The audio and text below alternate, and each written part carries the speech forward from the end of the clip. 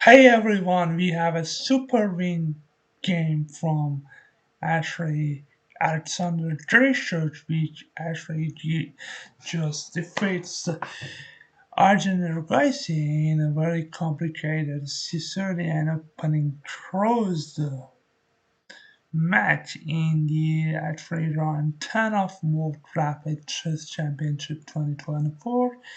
We will see it. So don't forget to give thumbs up and actually like this video, and please make sure that you have subbed to the channel, and please comment if possible on this video. We have Grischuk with plain white pieces and Erigaisi with black pieces here. We see 4, c5, so as I just told you, this is going to be Sicilian closed opening. So we have knight to c3, a6, so knight to knight g2, and after knight to f6, g3. This is a quite long game, so we will just go very fast. b5, and here we see b2, bishop e2, and bishop g2, and after e5, d3, d6, castles, bishop e7, f4, castles h3, then after b4, so we're just hitting this knight, and this knight just should decide to where to go, knight b1, knight d2, knight f3, and bishop to e3, or this kind of plans to go here and after, for example, something like this. But we see, as I just told you, we see knight to b1, and again, this is also possible to go knight a4 after, for example, this, you play this, bishop takes on a4 is nice move, but if you play this, then we just actually have this, or just to be a straight on knight to c4 and then bishop to e3. But in the game, as I just told you, knight to b1 was played. We see knight to c6, so black also wants to put his bishop in this nice diagonal. After knight to d2, we see a5, so bishop to a6 is also possible now, and knight to c4 and bishop to a6. We see knight to e3, and after the move a4, we see the c4 from white, and it is just controlling the center much more. And after b takes on c3, b takes on c3 was kind of suspicious move. Uh, uh, Instead, taking on f4, and after you be taken, then we just play bishop to b7, then this diagonal will be just under our control. But as I just told you, it's not that hard. It's not that theoretical and actually serious mistake. We see b takes on c3, b takes on c3, we see rook to e8, and here c4. So actually, now we are just threatened to take. You actually couldn't take on a4 because of this bishop takes on d3. So you're just hanging this and hanging this. So if you take, he just takes, and after, for example, rook to e1, then bishop to d3, then now rook to c8 is threatened. So, but okay, let's go back to the main one. c4 here we had, and here we see knight to d4, a strange move by Erigaisi. We see after knight to c3, so we are just certain knight is on a4 now. Bishop to b7 is played, and if you play something right, knight takes on a4, then queen to a5 will just come, and you go knight to b2 after takes. If you take, then g3, and here we see knight to h5, and this are some threats that black has in this position. So actually Grischuk just decides to not make it so complicated and plays rook to b1. Nice move. We see bishop to c6, and here f takes on e5 from Grischuk. And after details on e5, we see knight e to d5, h6. Instead of h6, just Erigaisi could just take on e5 with the knight, and after, for example, e takes on d5, play bishop to d7, and here he now has the plan of f5 to make a very strong center. Okay, so but after the move g4 preventing any f5 moves, we have rook to f8. Now we again threaten the move f5 now, and the game could continue like this, but actually Erigaisi decided not to take and instead plays the move h6. We see rook to b2, so this may will come in future. Okay, we see now knight takes on d5, and here after e takes on d5, bishop to d7. We see queen to h5, attacking the pawn on the f7. So bishop to f5 was played, but a better move was g6, and you believe it or not, just to play, just to give up the important h6 pawn here for the knight to f5 move, and after, for example, queen to d3, we can play knight to g3, and we have a nice compensation. But instead of this, bishop to f5 was played, and here we see nice bishop to e4 move, and here after g6, but and here you played bishop to f5, right? You are not actually allowing yourself to play knight to f5 after queen takes on h6, which actually happens in the game. After bishop to e4, you have to play the move g6, and after queen takes on h6, you don't have this move to take on g3, and so you wouldn't have any compensation in this case. But we see bishop to f8 gets played, and we see queen trades offer, queen g5. Queen d2 was also possible, but queen to d2, queen to e3, but you just allow black to take your pawn on h3. So this would lead to this, and also this would lead to this. Okay, so that's why you should actually play bishop queen to g5, and you may ask why it is not possible to take on h3. It is actually possible, but it is not the best move at all.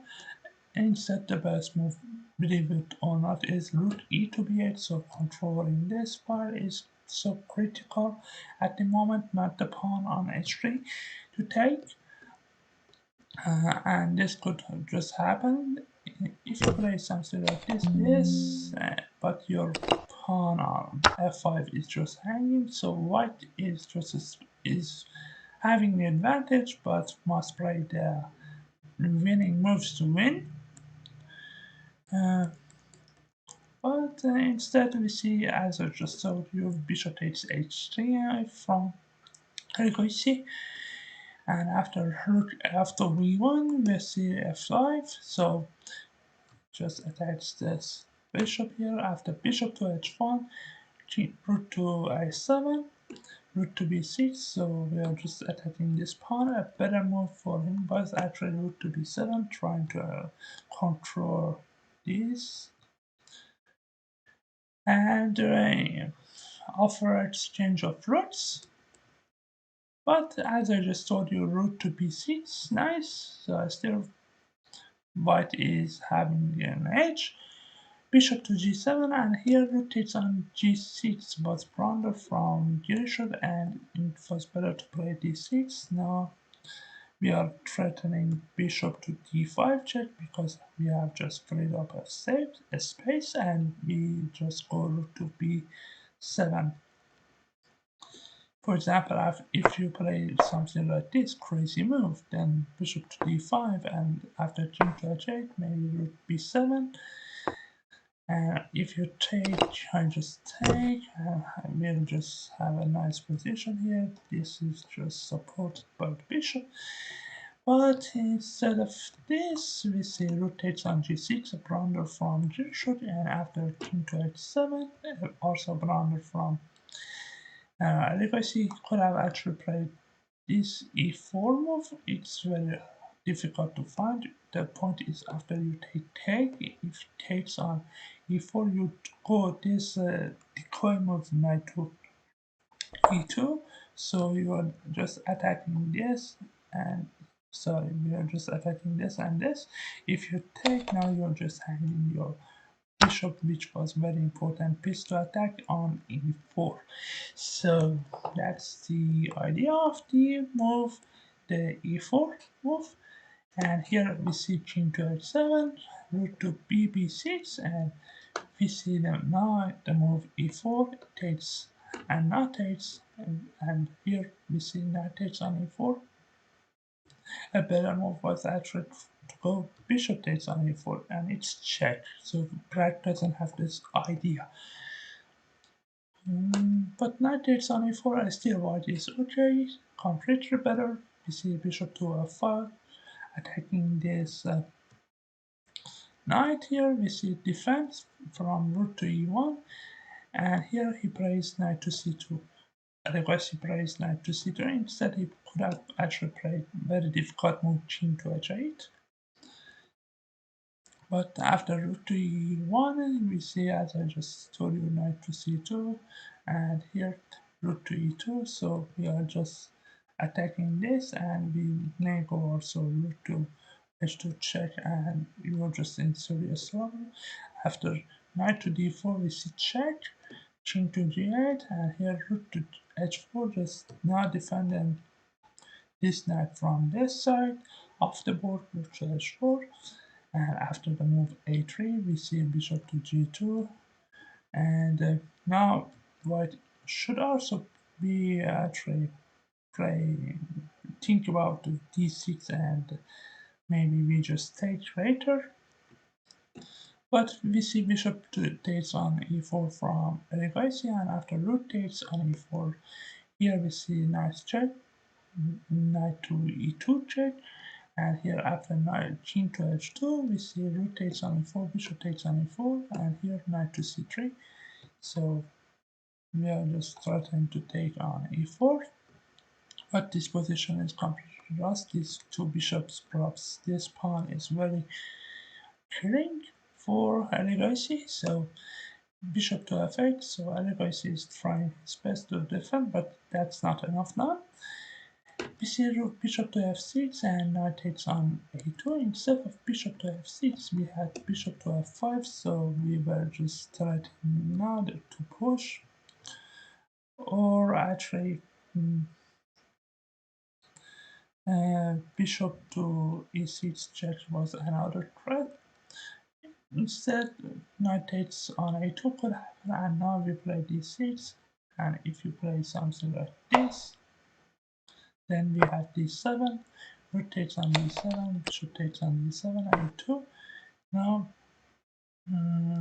we could actually play bishop to f6 to just if we play something like this, then maybe bishop to e6 check, and after king to h7 we have this ideas to just pin.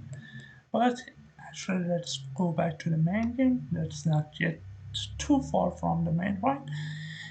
After bishop to f6, we see knight takes on a2, as I just mentioned earlier. After rook to b8, now we are just threatening the move d6 because this bishop is just pinned this way. So after knight to b4, we see bishop to f5, king to f7. Bishop f5 was just another big blunder from Grischuk. He couldn't separate bishop to a1, just completely brought this, and one bishop is nicely guarding the c2 square, so the knight cannot jump to it. So after rook to e7 could just get played, so a2 is not threatened, so we have this and just take. So but we have actually rook to a8 move and to take this pawn here, and if a2 we then play the move g4. It's very hard to understand why. And after here, for example, we play bishop to f6, and now this square on a1 is guarded by the bishop and the rook on a8, so that wouldn't do anything for Grischuk, for sorry, Erigaisi in this case. But after knight to, let's go back to the main point. We see knight to b4, and here we see bishop to f5, as I just mentioned earlier, which was actually a big blunder from Grischuk. We see queen to f7, and now bishop to a1, bishop to g7, offering the exchange of bishops, so this pawn can be pushed very easily. We see check, bishop on c6, check. After king to g6, and now Grischuk decides to just pin this bishop this way. And after the move a2, which was blunder, actually Arjun could just play knight to c2, and this position could just lead to draw. Okay, but instead of this, Arjun played the move a2, and we see now d6. So this is also very complicated endgame. King to h7, and here we have exchange of the bishop, and here we have rook to a8, completely controlling the a1 score. After king to d6, we have d7, so knight to c6 covering this, so you can't promote because black just captures it. If you take, now you just argument is completely better in this case, so but instead we see rook takes on a2, nice. And after king to f6, bishop to a3, now we see blockade, but we see also a blockade of the fiber, so your king cannot actually get close to this pawn on d7. Rook to e7 is played, and here we see check, rook f2 check, and after king to g7 we see rook to a2, so rook to a2, rook to a8 is just threatened. King to f7, again this check, and we see king to g2, rook to e4, and after rook f4, rook e2, and kind of after this moves, now repeating the moves, and after this, to d6, and here we see nice move from Grischuk, and it's completely over now. After knight to f7, giving the last try, we see king to f6, and here in this moment, just Grischuk just Erigaisi decided to listen, because if you play something like this, then this would just happen. This is just completely winning for white in this case. Okay, hope you enjoyed this game. Please give the thumbs up. Sorry, that was a very long video, and because it was a very long game, it was about the 77 moves. Okay, so I just had to speak very fast, and in some cases I made some mistakes in my speech.